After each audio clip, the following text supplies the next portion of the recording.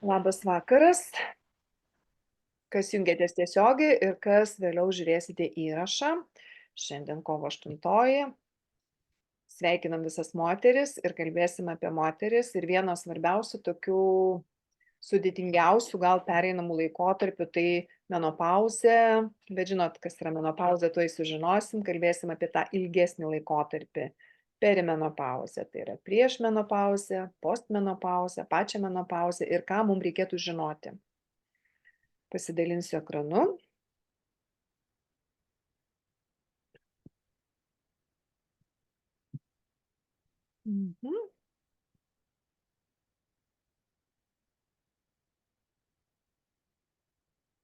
Ką mums reikėtų daryti, kad menopauzė praeitų švelniai. Tai va.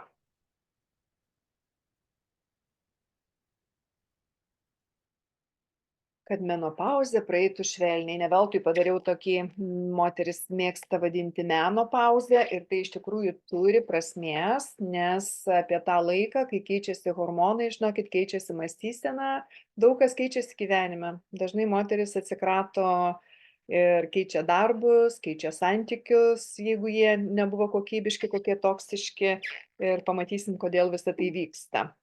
Taigi, ką daryti, kad ta menopauzė praeitų švelniai?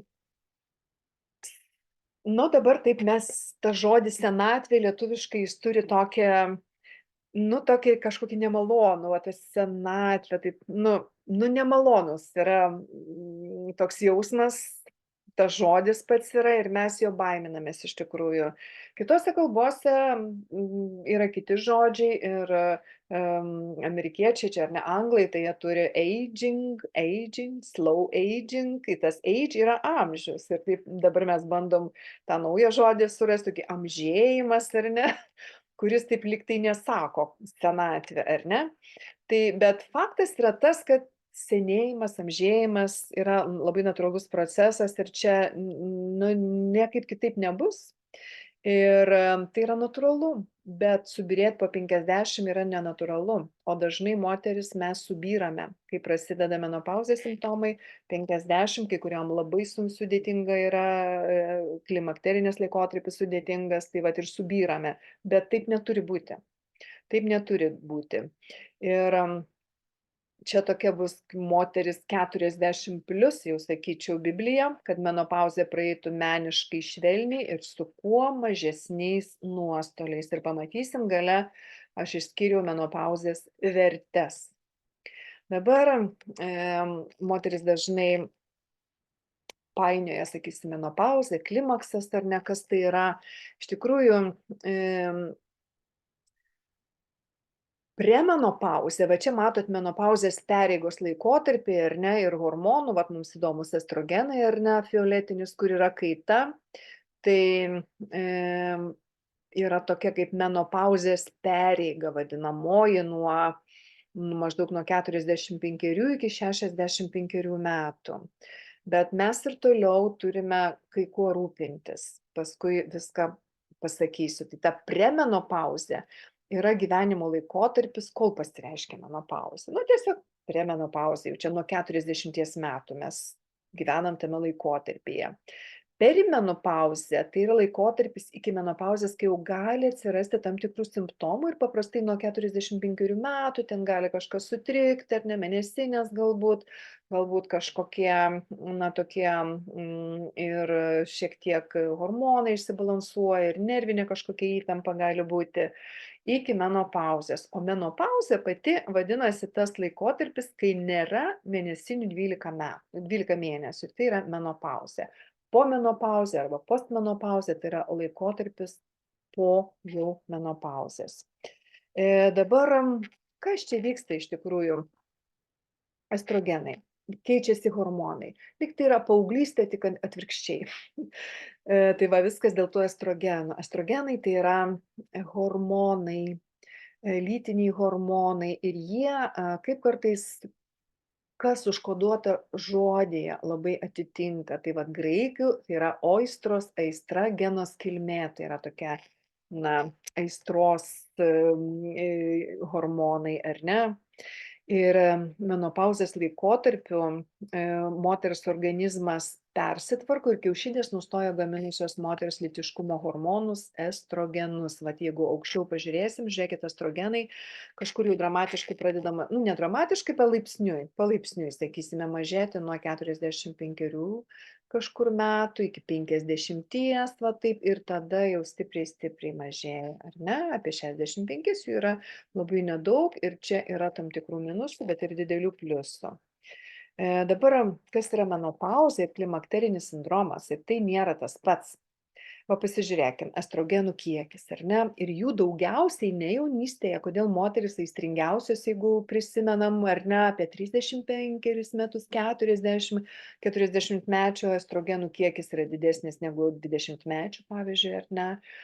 Ir toliau, va taip matot, kaip paveiksliuke jau mažėja, 50 jau yra mažiau, bet ne ką mažiau negu 20, sakysim, ar ne, kai jų dar nepadaugėja. 60 dar mažiau, 70, 80 ir menopauzė pati yra toks natūralus procesas, kad šiaip turėtų eiti ir pereiti. Bet be sveikatos sutrikimų pasitaiko tik apie 25% vakarų moterų, ne pasaulio, vakarų moterų. 25%, bet be sutrikimų. Paskui galėsim pakalbėti, kaip kas mes su Zita turbūt perėjusios esame. O daugumai 75 pasireiškia klimakterinis sindromas. Čia europietams kalbu. Ir atsirandantis dėl to estrogenų trūkumo, ir tai yra blogina savijautą, gyvenimo kokybę, tai aišku, tuoj pasižiūrėsim, kokie tie simptomai. Tai va, tai yra nuotaikų kaita, karščio, aišku, bangos ar ne, ir tai priklauso, jos gali ten nuo keliasdešimt kartų per naktį iki kelių kartų per parą, ar ne. Svorio didėjimas būna, kaulų skausmai, nuovargis, depresija, padidėjęs plaukuotumas veido srity, plaukuotumo mažėjimas kalpe, osteoporozės rizika, širdies ligų rizika, stangrumo mažėjimas apskritai kūne ir galvos kaupo plonėjimas, šlapimtakių infekcijų rizika, gleivinės išsausėjimas ir dėl to mankšties infekcijų rizika didesnė yra. Ir kokie moters organų ir sistemų pokyčiai yra siejami su estrogenų mažėjimu. Tai va, pirmiausia, tai aišku, visos mes išskiriam karščio bangas. Tai maždaug 75% moterų patiria karščio bangas, kaip sakiau, nuo kelių kartų per savaitę iki 50 kartų per dieną. Nedaug kalbama, bet smegenys labiausiai jaučia estrogeno abstinenciją ir dažnai prasideda, kaip sakyt, atminties sutrikimai, tokie kaip tas smegenų rūkas kažkoks, ar ne, ir depresiniai sindromai, kaip sakyti, simptomai. Dėl serotonino, laimės hormono ir dopamino, pasitenkinimo hormono sumažėjimo atsiranda irzlumas, dirglumas. Dabar žiūrėkit, karščio bangos prakaituoja moteris, šalina magnį. Dėl magnio trūkumo sutrinka miegas, čia parašyta, bet ne tik miegas, visos sistemos. Dėl magnio trūkumo net D vitaminas gali neįsisavinti. Ir kaip vakar turėjom tokį uždarą pokalbį, klausimų atsakymų sesiją su vaistrininkė Eglė Žemkauskienė, tai jis kažkaip užsiminė, kad magnio trūksta katastrofiškai. Ir jeigu nėra magnio, tai D vitaminas jis nesiaktyvuoja. Ir sako, mes po 3 metų turbūt ne apie D vitamino kalbėsim, bet apie magnio trūkumą. Kaip dabar apie D visur skalambijam, ar ne? Na gerai, bet sakykime, sutrinka miegas. Dėl sutrikusio miego ir energijos panaudojimo ląstelėse atsiranda nuovargis. Sutrinka smegenų kraujotaka, kraujagyslės susitraukia, kraujotaka susilpnėja. Ir kaip aš ir vėliau cituosiu, SMU farmakognozijos katedros yra, nežinau, buvo vedėja, dabar jinai gal bendradarbė, gal ir vedėja yra daktarė Nijolė Savickienė, tai vat jinai labai gerai paaiškino, kad estrogenai organizme vertinami kaip antioksidantai. Galima dėti lygybės ženklą, tai priešuždegimiškai veikiančios medžiagos. O kai viena cheminė medžiaga išeina iš rikiuotės, atsiranda grandininė reakcija ir va čia ir būna subyrėjimas po 50. Ir jeigu mes nieko nedarome ir nesam iš tų 25% laimingųjų ir nieko nedarom, tai vat ir subyrame. Bet kai turime žinių, galime padėti sau ir savo draugėms. Apie tai ir pakalbėsim. Dabar tai buvo čia bendrieji tokie kūno pokyčiai, bet labai svarbus yra virškinamojo trakto pokyčiai. Kalbėjau, kad plonėja visos gleivinės ar ne tik makšties gleivinė, bet plonėja ir netgi vat nosies gleivinė ir užtat mes esam labiau paveikus tokiem virusam kaip korona ar ne, kai esam vyresnės. Bet atsiranda ir gleivinių pralaidumas ir gali išsivystyt maisto netoleravimas. Vat sako, aš viską gyvenime valgiau, jokių alergijų neturėjau, viską toleravau, o dabar pasidarė koks ir pralaidų žarnynas ir maisto netoleravimas. Ir tai dėl plonėjančios gleivinės, nes tas sluoksnis gleivinės, jis ir taip yra labai plonytis, jis yra kaip plaukas. Vat vidinis tas sluoksnis, kuriame gyvena gerosios bakterijos, jos ne šiaip žarnyne gyvena, jos gyvena tame, vadiname, gerl sluoksnyje, plauko storumo. Ir jeigu jis dar suplanėja, vat, gali atsirasti, kaip sakyti, pralaidų žarnynas ir išsivystyti maisto netoleravimas. Gali išsivystyti refliuksas, kaip sakiau, dirgliosios žarnos sindromas. Gali būti pykinimas, viduriavimas, vidurių užkietėjimas. Ir čia turėsim turėti domėn paimti tą. Dabar mums labai svarbu, kokie yra kraujotakos pokyčiai. Su estrogenų mažėjimu reiškia, kraujagyslės susitraukia, kyla spaudimas. Skiriami tada vaistai nuo spaudimo, bet jie nepakelia estrogenų kiekių. Reiškia, jie tiesiog šalina tokią kaip ir pasekmę, bet su priežastimi nieko nedaro. Taip pažeidžiamas yra kraujagyslių sienelės, vystosi aterosklerozė, padidėja cholesterolis, blogėja MTL ir DTL santykis. Visa tai vyksta, nes mažėja estrogenų, tų natūralių antioksidantų. Ir mes esame, visas mūsų kūnas, visos ląstelės, kraujagyslės taip pat yra labiau pažeidžiamos oksidacijos, to senėjimo proceso. Ir kaip jau sakiau, tokiam kritiniam moters amžiuje daugėja insultų, infarktų moterims. Ir kažkaip dažnai mes nustembame, kai sužinom, kad Lietuvoje daugiau nuo širdies kraujagyslių ligų miršta moterų negu vyrų. Nors taip atrodo, čia vyrų yra liga, jie krenta nuo insulto, infarkto. Bet vyrų yra apie 40, gal 8%, moterų beveik 60% yra. Kas dar atsitinka? Va toks dalykas, kad mažėja kolageno gamyba. Čia yra oda parodyta, odos sluoksnis. Ir va čia jaunesnė oda kairiai, dešiniai yra senstanti oda. Ir kolagenas yra tie tokie tos jungtis, tokie kaip kirmeliukai, mato, tokios jungtis yra. Ir čia, žiūrėkit, jau jos sutrukinėja, mažėja gamyba ir ta oda, matot, jinai tokia nebėra tokia stangri. Tai čia mes įsivaizduojam, kad apie veidą, tai nėra apie veidą, tai yra apie visus organus, užtat ir nukrenta gimda, ar ne, ir šlapimtakiai, ir, na, tiesiog ir oda glemba, ir pasėda vidiniai organai dėl kolageno mažėjimo. Dabar kolageno gamyba per pirmuosius 5 menopauzės metus sumažėja iki 30-40 metų. Tai vat nyksta tas kolagenas atsakingas už odos stangrumą, už kremzlių atsinaujinamą, užtat ir sąnarių kremzlis nyksta, sąnarių kaulai ima trinti, skausmai, vystosi lėtinis uždegimas, užtat prasideda sąnarių keitimai visokie, ar ne, arba skausmai. Aišku, plaukai, oda, nagai sausėja ir jūs pastebėt, netgi pereinam prie kremų sausai odai, kai jaunystėje riebios buvome, ar ne. Sumažėja raumenų tonusas, čia ir dėl kalcio ir magnio trūkumo, bliūkštame. Dėl streso hormono kortizolio padidėjimo atsiranda raumenų įtampa dažnai.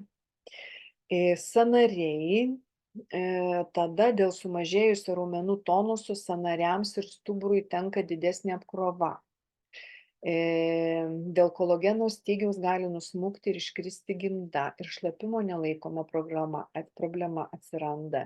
Ir dėl to jau labai rekomenduojama moterims artėjančioms link menopauzės, netgi jos niekada nesportavo ir buvo ten lieknos gražios arba ir nelieknos ir nerangios, bet jau tada būtinai pradėti sportuoti ir būtent ir jėgos treniruotės, kad kaip nors išlaikyti raumenų tonusą, kad paskui mes neturėtumėm tų, pavyzdžiui, šlapimo nelaikymo problemų ar organų vidinių nusileidimo. Dabar dar yra dalykas, vienas svarbiausių yra osteoporozės grėsmės ir prevencija. Tai vat, jeigu kolagenas per 5 metų nuo menopauzės ar ne sumažėja 30–40%, tai osteoporozė vystosi palengva. Išsivysto per 10–15 metų nuo menopauzės pradžios. Osteoporozė graikiškai tai yra skylėtas kaulas, ar ne? Skylė. Ir va, jeigu matot sveiko kaulo konstrukcija, tos tarpeliai, tos poros ar ne, porozė, įsivaizduojat, kokia panašiai su lietuvių kalba, osteokaulas, poros yra skylė ar pora, tai jau dešinieji kaulas jau su osteoporozė yra, matot, daug didesnis ir aišku, jis yra tiek ir trapesnis. Tai va, dabar prevencija. Čia yra mokslų daktarės profesorės Nijolės Savickienės prevencija. Kalcis, magnis D. Kalcis, magnis D. Kalcis 1200 mg, bet magnio santykis jis turi būti 2:1, 3:1 ar ne, ir D nuo 200 iki 400 tarptautinių vienetų. Ir augalinė mityba. Mes čia turėtumėm pereiti prie augalinės mitybos ir mes žinome, kad kopūstais ne tik nuo vėžio, o labai stiprina kaulus, kaip ir visi fitochemikalai, fitoestrogenai, bet apie tai dar pakalbėsim. Taigi, jos žodžiais prevencija osteoporozės pagrindinis dalykas kal, mag, D ir augalinė mityba, sportas ir aišku miegas. Nu, čia tokia, žinai, moters dienos proga, pirma dalis labai baisi, antra yra gera. Tai va, kas yra senėjimas, amžėjimas, tai yra korozija iš esmės, tai yra oksidavimas, įstrupėjimas ir imas sausėjimas. Ir nieko čia nepadarysi. Bet tai gali, nu taip Dievo yra sutverta, yra oksidacija, yra ant medžių pakabinti antioksidantai labai ryškus ir ant krūmų visokių. Tai gali sumažinti kiekvienas augalas plus vitaminas C ir kiti antioksidantai. Cituoju. Dabar hormonų terapija. Yra pliusai, yra minusai. Modernioji medicina labai siūlo hormonų terapiją ir iš tikrųjų, labai siūloma yra. Bet anot Savickienės, tai sako, aš tai taikyčiau, jeigu jau niekas kitas netinka, bet tiesiog jau pasižiūrė, jeigu visai važiuoja stogas moteriai, tai jau geriau mažesnė, kaip sakyti, blogybė. Tai va, pliusai kokie yra. Iš tiesų palengvina menopauzės simptomus. Iš tiesų sumažino osteoporozės riziką ir sumažino storosios žarnos vėžio riziką. Yra minusai. Galimai rašoma, galimai padidina krūties, gimdos gleivinės ir kiaušidžių vėžio riziką, galimai padidina trombų susidarimo venose riziką, galimai padidina infarktų riziką, sumažina tikrai skydliaukės hormonų veiksnumą, skatina uždegiminius procesus. O tai yra, kaip sakyti, uždegimas yra pirmas širdies priešas. Dabar, atsimenat, sakiau, kad 25% moterų tik tai nepatiria tų jau klimakterinių simptomų, bet japonės, azijietės beveik nepatiria karštligę. Kodėl klausimas? Todėl, kad jos pirmą prisivalgo fitoestrogenų ir tuoj papasakosiu, kas yra ir kur mums jų gauti, dabar visur galima gauti. Ir antra, vidutiniškai suvalgo japonės 8 porcijos kryžmažiedžių daržovių per savaitę, 8 porcijas. Tai yra kiekvieną dieną ir ten tos kryžmažiedės, tai ten, žinokit, yra ir jūros kopūstai visokie, ir jie ten marinuoja visokius dalykus, vienu žodžiu, kryžmažiedžiai. Kopūstai visokie, ten kimčiai ir taip toliau. Dabar kas tie fitoestrogenai? Tai yra augaliniai hormonai, savo struktūra panašus į estrogenus. Ir svarbiausi fitoestrogenai yra, žiūrėkit, maišai čia pridėti, izoflavonai tokie. Jie yra sojų pupeliuose. Ir aš jums tiesiog pasakysiu, yra tokios pupelės, mes nežinom tų sojų pupelių, mes jų nevartojam, bet yra nuostabios šaldytos edamame pupelės, švelnios, kurias užtenka tik trupučiuką pašildyti. Nuostabios edamame pupelės šaldytos yra sojų pupelės. Tai yra fitoestrogenų šaltinis, izoflavonų šaltinis. Jų yra, žinau, kad promo tikrai yra ir nebrangiai kainuoja. Ir prisipirkit, kad šaldymo kamerai turėtumėt, žinokit, nuostabus dalykas. Toliau yra sorose, užtat soros yra moterų kruopos. Reikia, aišku, jas ten nupilinėti, kiti labai bijo to kartumo, man tas kartumas visai netrukdo, sorų košę valgom. Žemės riešutuose, tai va, izoflavonai ir yra lignanai, užtat labai reikalingos yra linų sėmenys, yra rugių sėlenos, yra sezamai, yra moliūgų sėklos ir gaunant šitų ir visa kita, bet čia yra tokia pagrindas, ar ne? Tai vat įsivaizduojat, netgi humusą darom, mes galim, yra ir ankštiniuose, visuose, ne tik sojų pupelėse, bet galim ir iš tų edamame pupelių daryti ir pridėti sezamo arba sėmenų, tai čia gausim ir izoflavonų, ir lignanų, žodžiu, nuostabus dalykas. Tai va, tai yra fitoestrogenai ir ką jie daro, jie apgauna organizmą, tarsi jis turėtų estrogenų. Nu tai sulygina. Tai čia yra tokia natūrali estrogenų terapija, tik tai fitoterapija. Kokia fitoestrogenų nauda? Va žiūrėkite, čia yra lęšiai, man atrodo, ar ne? Su kažkuo vištyte ir kiaušinėliu, ko gero, ir ką daro ir kodėl moterim reikia pereiti prie augalinės mitybos ir kuo daugiau tų fitoestrogenų, kodėl sėklos visos ir ankštiniai, va dar prisiminkim, sojų pupelės, ankštiniai visi, va kaip yra vinžirniai, soro kruopos, žemės riešutai, užtat aš žemės riešutų sviestą vietoj deserto ant kokio obuolio mėgstu, lignanai, linų sėmenis, įsipilkim jas ar ne, rugių sėlenos, sezamai, moliūgų sėklos. Užkerta kelią vėžiniams susirgimams, padeda palaikyti odos drėgmę, neleidžia plonėti gleiviniai, saugo makštį nuo sausėjimo, pasižymi priešuždegiminėmis savybėmis, reguliuoja geležies pasisavinimo kraujuje, padeda reguliuoti kūno svorį. Užtat nelabai ten ir tų nutukų surasim tų Japonių, ar ne? Dabar kryžmažiedžių daržovių apskritai, kaip sakėme, Japonės daug kryžmažiedžių suvalgo poveikis. Čia aš esu su savo lapiniu kopūstu. Dar dabar yra darže. Stirnas nenuėdė, bet jau tokie labai sukietėję.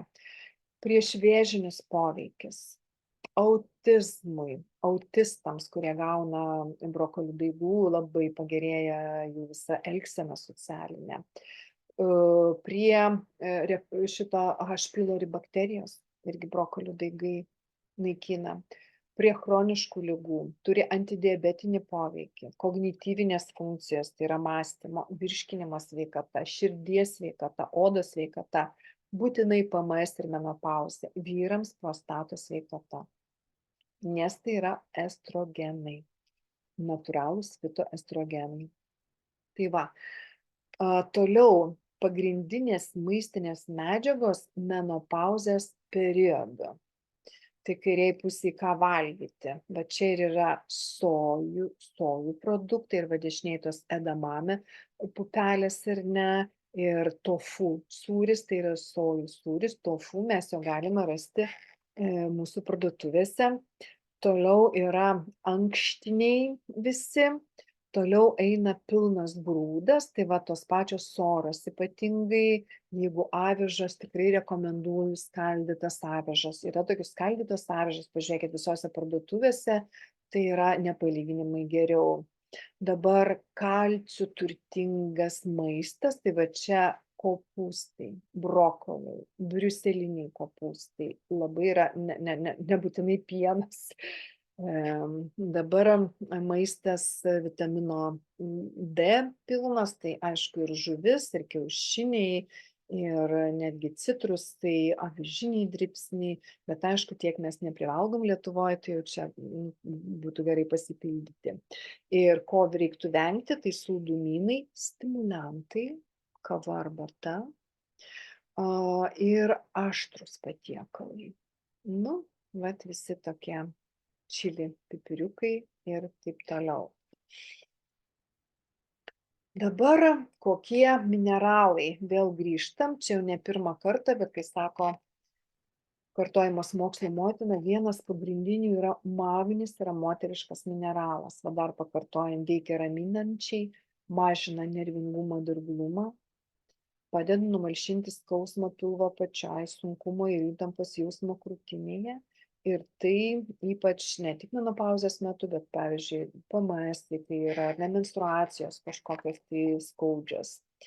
Lengvina menopauzės simptomus, prakaitavimą, nerimą, nemigą, arterinio kraujo spaudimo svyravimus. Magnis mažina insulto riziką. Palaiko taip pat kaulų stiprumą. Atsimenat? Kalcis, magnis, D. Atpalaiduoja kraujagyslės ir taip mes turime mažiau šansų, kaip sakyti, patirti kažkokį širdies smūgį, ar ne?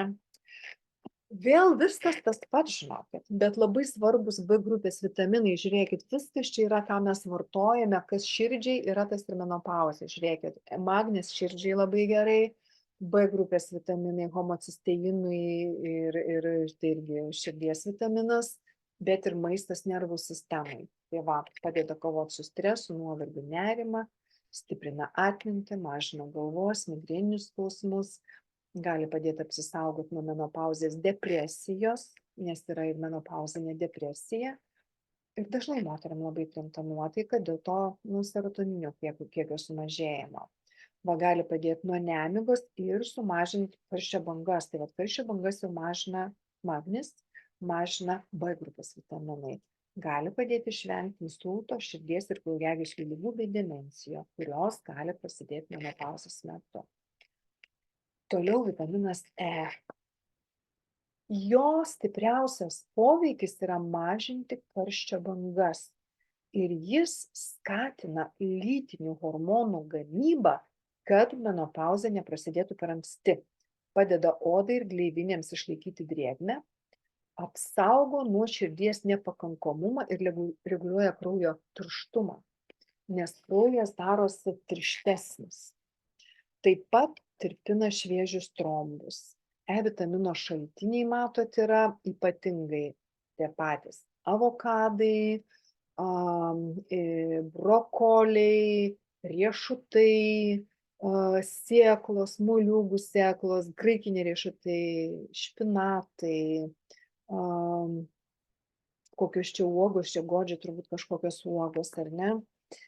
Čia yra augaliniai šaltiniai ir čia sviestas aš dar matau. Dabar apie E vitaminą mes turim tokį menopauzės rinkinį, gal vėliau parodysiu, tai vat, bet čia apie, kad skatina lytinių hormonų gamybą.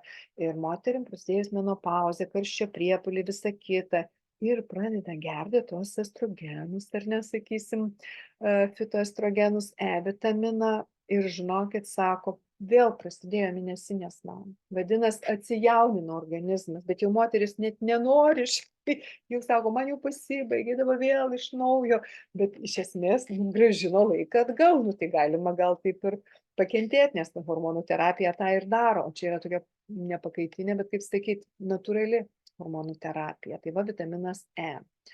Dabar svarbiausi vitaminai ir mineralai yra, kaip sakėm, kalcis mažina osteoporozės riziką, magnis pagrindinis moteriškas, D, kalcis, magnis, D, tai D mažina metabolinio sindromo riziką ir būtinas kalcio absorpcijai bei estrogenų sintezei. Vitaminas C, vienas būtiniausių vitaminų. Kodėl? Todėl, kad C skatina kolageno gamybą. Ir vietoj to, kad mes leistumėmės ir gertumėm kolageną, kuris iš esmės turi išsiskaidyti organizme atgal į amino rūgštis ir iš tų amino rūgščių jau ten ima statybinės medžiagas, tai be vitamino C nieko nebus. Baltymas tai yra amino rūgštis ir su vitaminu C jis skatina kolageno gamybą. Toliau mažina karščio bangas, vėl dar vienas mažina, vadinasi E mažina, C mažina, magnis mažina ir B mažina. Tai va. Taip pat, kas labai svarbu, stabdo odos senėjimą ir mažina gleivinių pralaidumą. Tai mums labai svarbu ir žarnyno, kaip suplonėja gleivinė, ir labai svarbu C vitaminas buvo COVID atveju, nes būtent ten buvo gleivinių virusas. Tai jis neleisdavo per gleivinės jam praeiti. Toliau cinkas gerina kraujagyslių elastingumą, varis gerina odos elastingumą ir kofermentas Q10 dalyvauja energijos gamyboje ir veikia kaip antioksidantas. Tai čia yra svarbiausi vitaminai ir mineralai, išrinkau iš tiesiog literatūros, kas yra moterims svarbiausia. Dabar dar yra labai svarbu omega-3 riebiosios rūgštys, nes, kaip sakau, kraujas tirštėja, o jos skystina kraują. E vitaminas irgi skystina, jeigu reikia paskystinti. Ir skystina kraują ir taip užkerta kelią širdies, kraujagyslių ligoms. Irgi kaip ir E apsaugo nuo trombų susidarimo, mažina kraujo spaudimą, gerina santykį tarp to MTL ir DTL ir apskritai gerina ląstelių pralaidumą, nes ląstelių membranos iš dalies yra sudaromas ir iš omega-3 riebiųjų rūgščių, kaip ir lipidų, sterolių ir šiek tiek baltymų. Dabar menopauzė ir detoksas. Kodėl čia brokolis yra padarytas?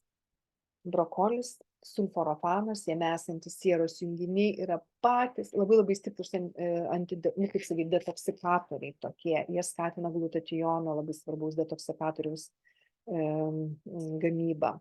Tai va, menopauzės metu po labai rekomenduojama kartą per ketvirtį išsivalyti nuo toksinių medžiagų, kurių mes gaunam net nežinom iš kur. Vat sėdžiu namuose ir gal ofiso sienos kažkuo dažytos ar ne, gal kilimas kažkur sintetinis, gal kažkur palijo, mes kokią pastą pavaliau, kokį maistą pavalgiau, mes dabar jau už tai net nebesam atsakingi.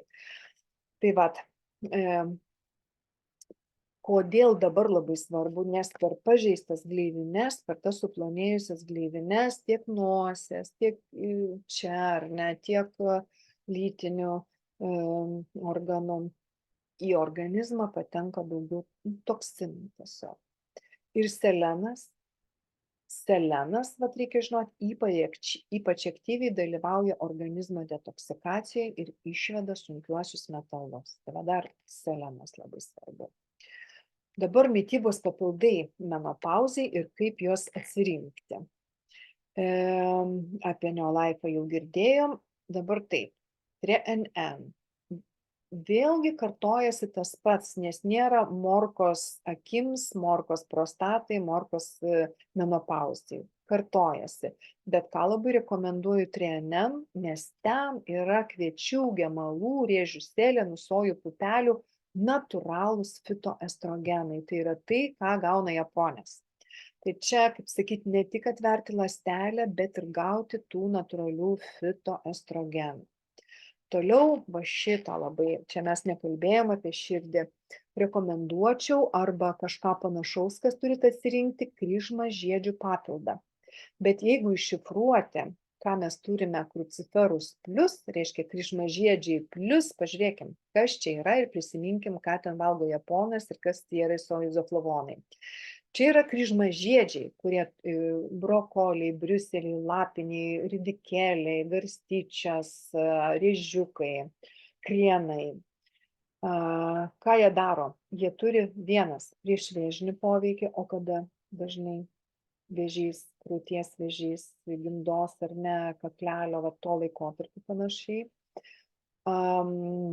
Toliau mažina cholesterolį, ko mums reikia, saugo nuo osteoporozės, ko mums reikia, palaiko imuninę sistemą, labai stiprus antioksidantas, plus gerina akių sveikatą.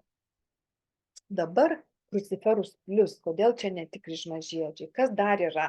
Čia yra dar įdėti, va apačioj parašyta, sojų izoflavonai tie, apie kuriuos anksčiau kalbėjom.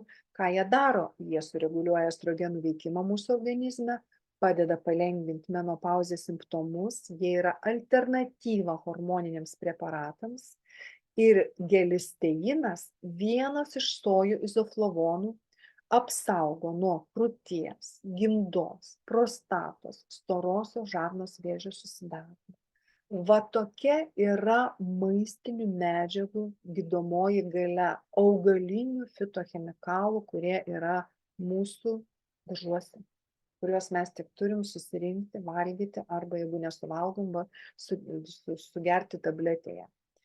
Dabar ir dar plus yra saldymedžio šaknis. Gal kas domitės sveika mityba, apie saldymedį girdėjot. Vis dėlto pažiūrėkit, ką jis daro ir kodėl jis labai svarbus menopauzės laikotarpiu.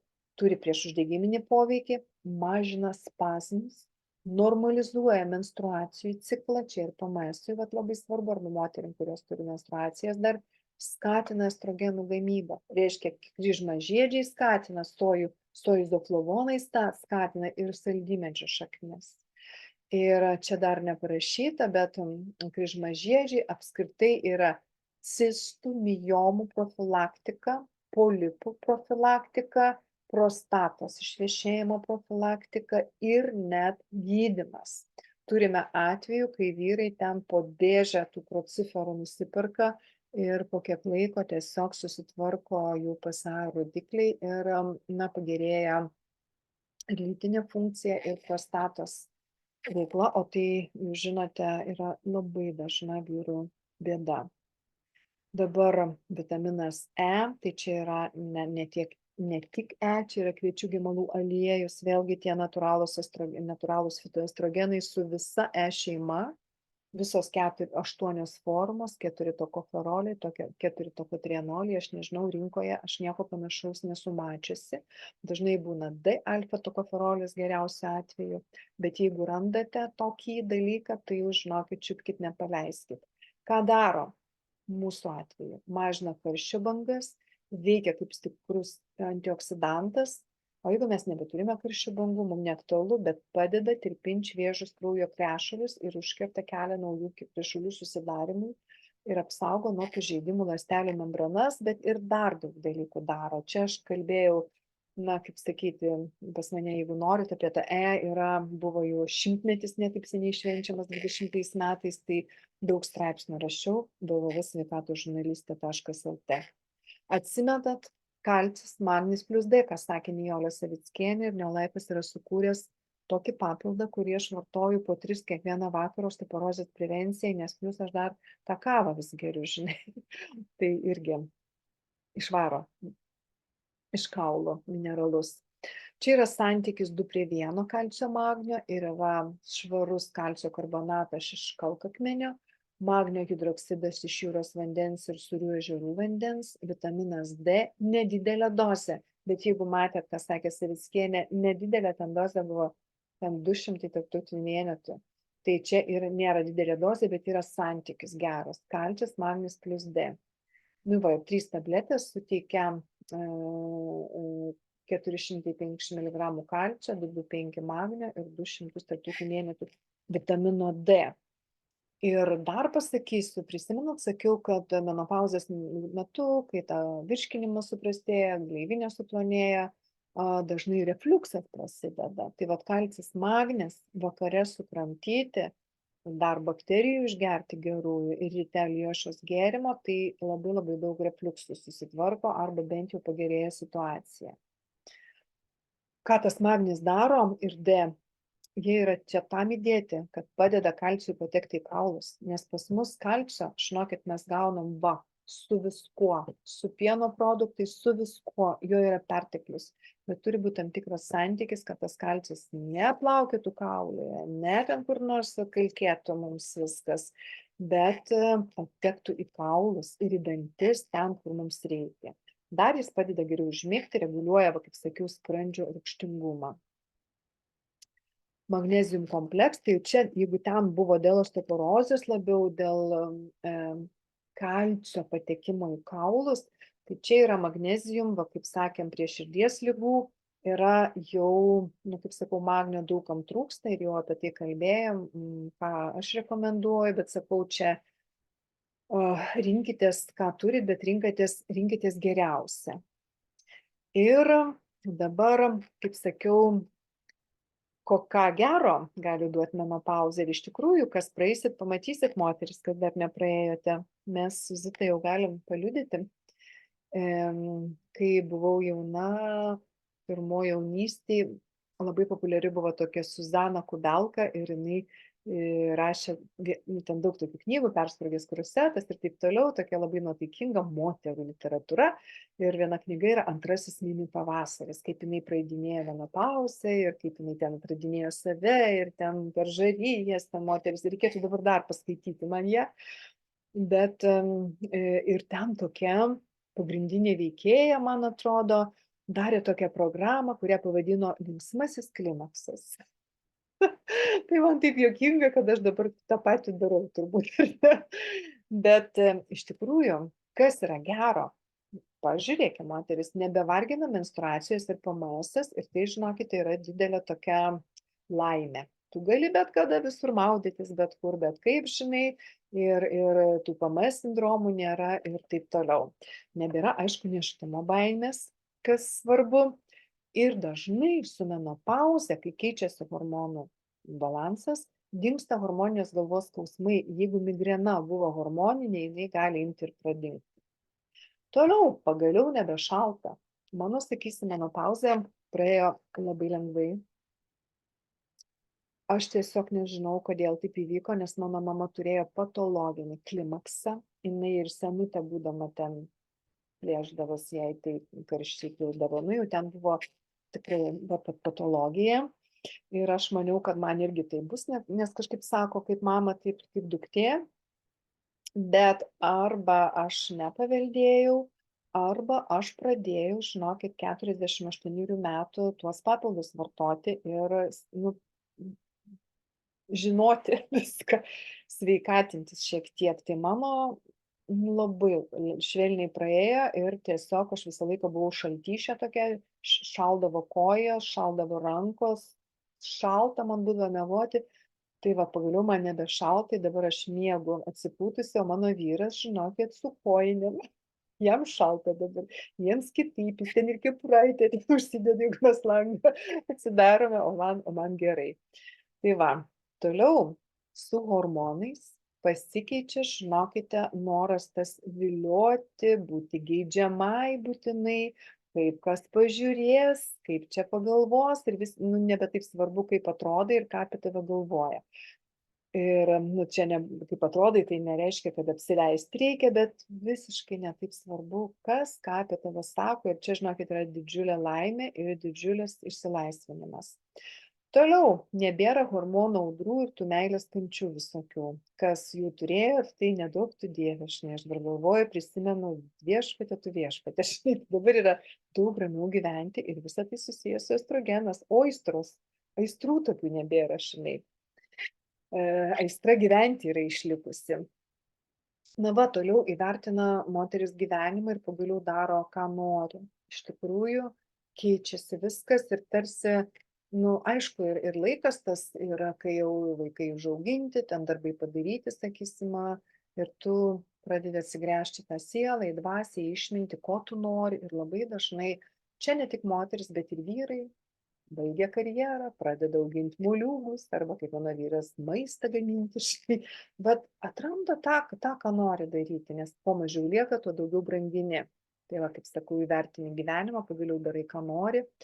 Ir daug moterų keičia profesiją, gyvenimo būdą, atsikrato toksiškų santykių, atranda prasmę gyvenimo. Ir kas yra porose dar išlikę, tai dažnai sušvelnėja sutuoktiniai, mat jiem padaugėja estrogenų.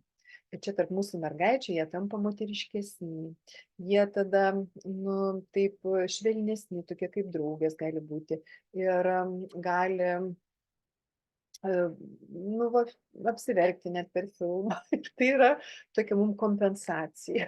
Tai iš tų mačio kažkokių, va, visai tokie sugyvenami vyrai patampa. Na va, ir čia aš nufotografavau Italijai, buvom iš bažnyčios, sekmadienis, tokia senutė, bet jinai daili, jinai elegantiška, jinai pasipuošusi, su kostiumėliu, žinai, eina turbūt ruošti pietų, turbūt suvažiuos sūnai ir gyvenimas tęsiasi ir jis yra nuostabus. Tai va, kiek čia mūsų 5 moteris susirinkome. Na va, tai tiek žinių šiandieną ir dar turime klausimą arba pasidalijimą.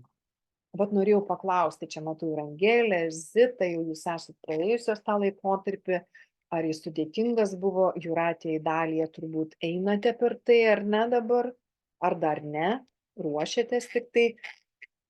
Aš galiu net, iš tikrųjų, mes jau tokį baigėme, tai aš įrašą jau nutraukiu, o pasikalbėti dar galėsim. Tai ačiū visiems, kas klausėte, o mes dar paplepėsime šiek tiek. Tai aš turbūt stabdau recording.